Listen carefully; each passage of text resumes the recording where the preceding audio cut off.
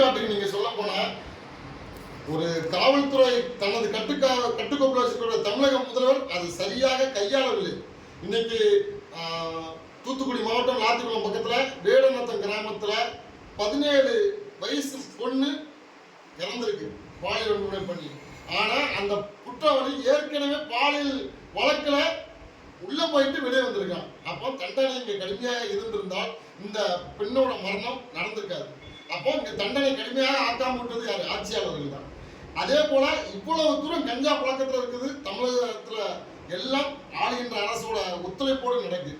இன்னைக்கு நேற்று தினம் தமிழக முதல்வர் சொல்லுதாங்க, போதையை ஒழிப்பதற்கு தனியா நாங்க ஒரு திட்டம் கொண்டு வரணும். ஏன் இத்தனை 5 வருடம் காலம் ஆட்சியில் இருக்கும்போது அது தெரியலையா? எவ்வளவு போதையினால எவ்வளவு இளைஞர்கள் பாதிக்கப்பட்டாங்க, பொதுமக்கள் பாதிக்கப்பட்டிருக்காங்க, இதெல்லாம் தெரியலையா? இன்னைக்கு ஆட்சி மாற்றம் தேர்தல் வரும்போது மட்டும் அது உங்களுக்கு தெரியுதா? அதிமுக ஆட்சியில் இருக்கும்போது இவ்வளவு தூரம் பெண்கள் மீது நடக்கிற அடக்குமுறையோ போதை பழக்கமோ இல்லை. இன்னைக்கு ஆட்சியில் வந்துட்டு எத்தனை இடத்துல பிரைவேட் பார், மக்கள் நற்பணி மன்றம், மக்கள் நலம் மன்றம் அப்படின்னு சொல்லி பிரைவேட் பார் எத்தனை இடத்துல வச்சிருக்காங்க, மகிழ் மன்றம் அப்படின்ட்டு. இது இந்த திமுக ஆட்சியில நிறைய வந்திருக்கு. நிறைய பிரைவேட் பாருக்கு நிறைய அனுமதி கொடுத்துருக்காங்க. இவங்க எப்படி போதை குறைப்பாங்க? இளைஞர்கள் இந்த ஆட்சியில பள்ளிக்கூடத்துல மாணவிகள் போதைப் பொருள் யூஸ் பண்ணாங்க. இதெல்லாம் எப்படி நடக்கு?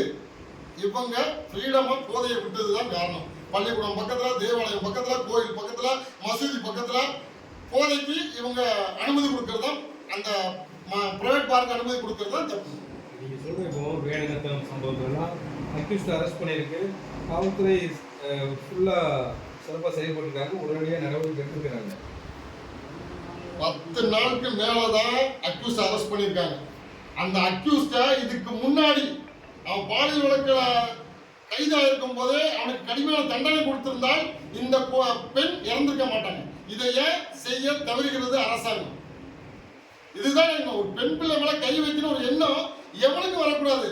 உடனடியாக அவனுக்கு தண்டனை வழங்குங்க, கடுமையான தண்டனை, தூக்கு தண்டனை கூட வழங்குங்க, என்கவுண்டர் கூட பண்ணுங்க. யாரும் உங்களுக்கு எதிராக யாரும் ஒன்றும் செய்யப்படுறதில்ல.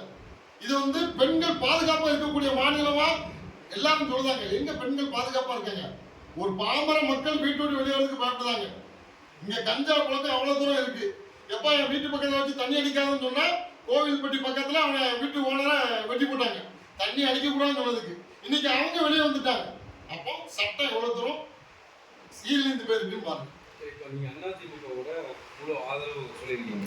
நீண்ட காலம் உங்களோட கோரிக்கைகள் பல இருக்குது, அதுக்கான போராட்டங்களும் முன்னெடுத்துருக்கீங்க. இதை நீங்க எடப்பாடிகிட்ட முன் வச்சிருக்கீங்களா? உங்களுக்கு என்ன உத்தரவாதம் கொடுத்துருக்காங்க? என்ன அடிப்படையில் அவங்களுக்கு நீங்கள் ஆதரவு தெரிவிக்கிறீங்க? எங்களுடைய கோரிக்கையை நாங்கள் அனைத்து இந்திய அண்ணா திராவிட முன்னேற்ற கழகத்தின் பொதுச் செயலாளர் புரட்சி தலைவர் ஐயா எடப்பாடி பழனிசாமி கிட்ட வச்சிருக்கிறோம். எங்களுடைய கோரிக்கை அவங்க செய்து தருவாங்கன்னு நம்பிக்கை இருக்கு. முக்கியமாக மக்கள் விரோத ஆட்சிக்கு முடிவு கட்ட வேண்டும், மக்கள் விரும்பக்கூடிய ஆட்சி நிறைவேற்ற வேண்டும் என்ற ஒரே நோக்கத்தோடு தான் நாங்கள் ஆதரவு கொடுத்துருக்குறோம். அவங்க எங்களுடைய கோரிக்கையை ஏற்று வழிநடத்தி அடுத்து வருகின்ற உள்ளாட்சி தேர்தலில் எங்களுடைய சமூகத்துக்கு முக்கியத்துவத்தையும் பிரதிநிதித்துவத்தையும் வழங்குவார்கள் என்பது நாங்கள் நம்புவோம். கடந்த காலங்களில் உங்களோட பெயரை மாற்று சமூகத்துக்கு வழங்கும் போது அதிமுக ஆட்சி தான் இருந்துச்சு. அப்போ கூட நீங்கள் அவங்களுக்கு எதிரான மனநிலையில் இருந்தீங்க. இப்போ அந்த மனநிலை எப்படி என்ன ஆச்சு, எந்த நிலையில் இருக்கு? இப்பவும் நாங்கள் வேளாளர் பெயரை நாங்கள் எதிர்த்து நீதிமன்றத்தில் வழக்கு கொடுத்துருக்கோம். அந்த வழக்கு இன்னும் நடந்துட்டு தான் இருக்கு. அதில் எந்தவித சமரசமும் நாங்கள் போகலை.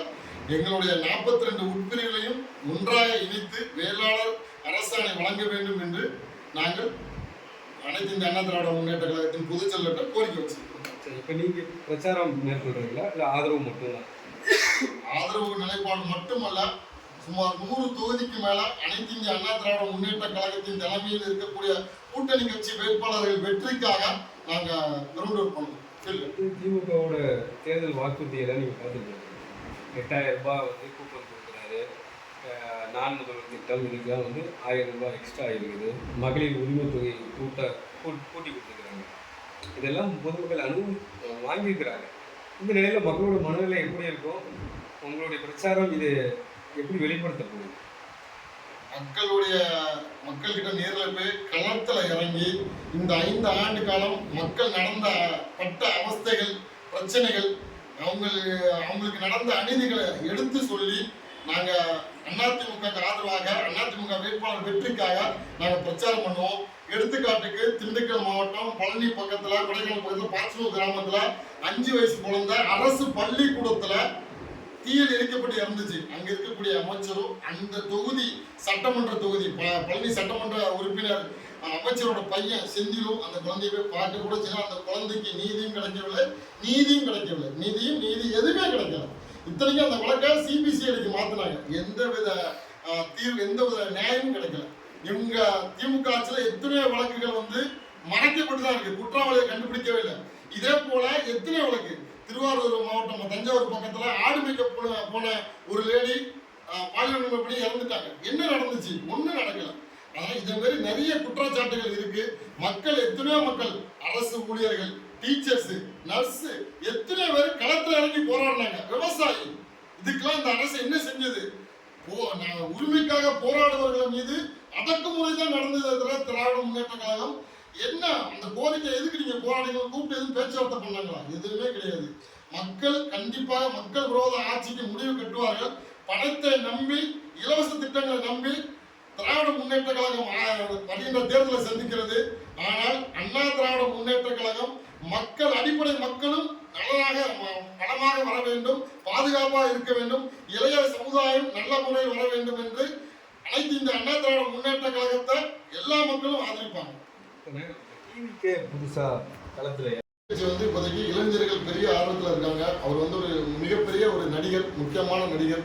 இன்னைக்கு களத்துல இறங்குனது கண்டிப்பாக ஒரு ஒரு வழியில ஒரு ஓட்டை பிரிப்பாங்க. இளைஞர்களோட ஒரு ஆசை, நடிகர் நமக்காண்டி வந்திருக்காங்க, ஒரு மாற்றத்தை தருவாங்க, ஓட்டை பிரிப்பாங்க.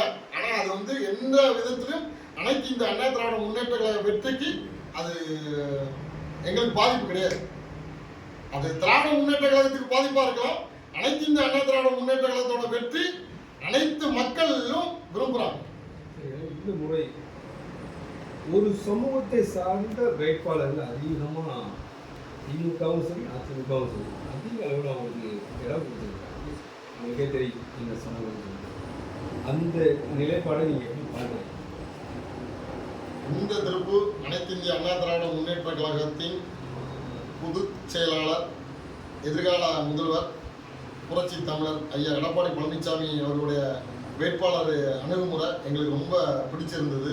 காரணம், அம்மா பாணியில் ஏழை தொண்டனும் கட்சிக்காக உழைக்கக்கூடிய கீழ்மட்ட தொண்டனும் உறுப்பினராக ஆகலாம் என்று அண்ணன் புரட்சி தமிழர் எடப்பாடி பழனிசாமி அறிவிச்சிருக்காங்க.